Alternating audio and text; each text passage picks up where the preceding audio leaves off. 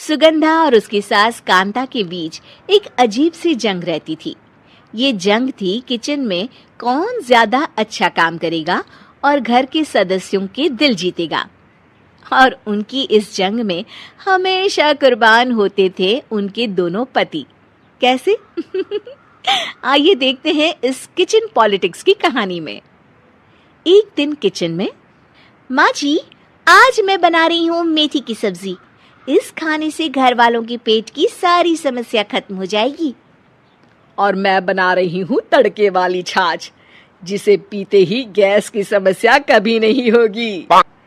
दोनों अपने अपने खाने को लेकर टेबल पर पहुंच जाती हैं। तभी सुगंधा के ससुर उसकी बनाई सब्जी की तारीफ कर देते हैं। अरे वाह, मेथी की सब्जी भी बनी है, बड़ी ही स्वादिष्ट है। वाह बहू वाह। अरे बहू, लेकिन इसमें इतनी सारी मेथी बर्बाद करने की क्या जरूरत थी? देखिए माँ जी, ये तो वो मेथी है जो आप रात में भिगोकर सुबह उसका पानी पीती हैं, और जो मेथी फेंक देती हैं उसी से मैंने ये सब्जी बनाई है। अरे वाह बहू, तुमने तो बड़ा ही समझदारी का काम किया। बस अब क्या था, कांता जी का तो मानो ये सुनकर खून ही सूख गया। वो फैसला कर लेती है कि किसी भी तरह वो अपने खाने की तारीफ लेकर ही रहेगी और सुगंधा को किचन में उसकी कमियां गिनाएगी। कांता फ्रिज खोलकर देख रही होती है और फिर सुगंधा से कहती है, अरे बहू, ये क्या, पूरा फ्रिज गंदा पड़ा है। तभी वहां सुगंधा का पति आ जाता है। वो सुगंधा को डांट कर कहता है, सुगंधा, तुम्हें कितनी बार कह रखा है कि वायरस फैल रहा है, साफ सफाई का पूरा ख्याल रखना है, लेकिन तुम किचन में इतनी गंदगी रखोगी तो कैसे चलेगा। सुगंधा सास की तरफ देखती है जहां वो मुस्कुरा रही होती है। सुगंधा समझ जाती है कि सास ने उससे बदला लेने के लिए ये सब किया है। दोनों रात के खाने की तैयारी में लग जाती हैं। दोनों ना एक दूसरे की तरफ देखती हैं और ना ही एक दूसरे से बातें करती हैं। रात को खाने की टेबल पर एक एक कर दोनों कई तरह के अलग अलग व्यंजन टेबल पर लगा देती हैं और अपने अपने पति के पास जाकर खड़ी हो जाती हैं। अरे खाइए जी खाइए, मैंने बड़ी मेहनत से बनाया है। प्लेट में वो खाना डालती हैं।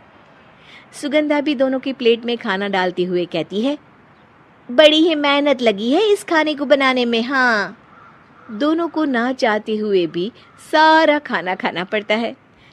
कहीं दही तो कहीं मलाई तो कहीं मसाला। और इन सब के बाद दोनों बड़ी ही मुश्किल से अपने कमरे में सोने जाते हैं। लेकिन अगली सुबह सुगंधा का पति चिल्ला रहा होता है, हाय रे हाय, मेरा तो पेट खराब हो गया। हाय माँ, बहुत दर्द हो रहा है। तो वहीं कांता के कमरे से भी कुछ ऐसी ही आवाज आने लगती है। हे भगवान, इस सास बहू की लड़ाई हमारी जान लेकर रहेगी। जाओ कोई डॉक्टर को बुला कर लाओ। डॉक्टर आते हैं। दोनों को देखकर कांता और सुगंधा से कहते हैं, देखिए, आप दोनों इन्हें खाने में हल्का ही दीजिएगा। हो सके तो रात का खाना जल्दी खाया करे और वॉक किया करे। इतना कहकर डॉक्टर वहां से चले जाते हैं। जिसके बाद एक बार फिर से दोनों बहुएं किचन में जाती हैं और खाना बनाने में लग जाती हैं। रात में खाने के टेबल पर दोनों एक बार फिर से खाना लगाने लगती है। पापा जी, मैंने ये पतली मूंग की दाल की खिचड़ी के साथ ये पापड़ और पुदीने की चटनी भी बनाई है। अरे बहू, अभी अभी बेचारे पेट की बीमारी से गुजरे हैं, इतना भारी खाना तो डॉक्टर ने भी मना किया है ना। देखिए, मैंने आप दोनों के लिए सूप बनाया है। और दोनों उन लोगों की प्लेट में खाना डालने लगती हैं। तभी दोनों एक साथ बोल पड़ते हैं, बस करो, हमें माफ करो, हमें नहीं खाना इस घर में ना खिचड़ी और ना ही सूप। हम इंसान हैं, एक वक्त में एक ही खाना खा सकते हैं। बस करो, हमें माफ करो, हमें नहीं खाना इस घर में ना खिचड़ी और ना ही सूप। हम इंसान हैं, एक वक्त में एक ही खाना खा सकते हैं। इतना कहकर वो दोनों वहां से चले जाते हैं। कहानी का अंत। आप लोग उम्मीद कर रहे होंगे कि अंत में सब ठीक हो जाएगा। नहीं जनाब, अगर सास बहू के बीच सब ठीक हो जाए तो आप ये सीरीज देखे ही क्यों?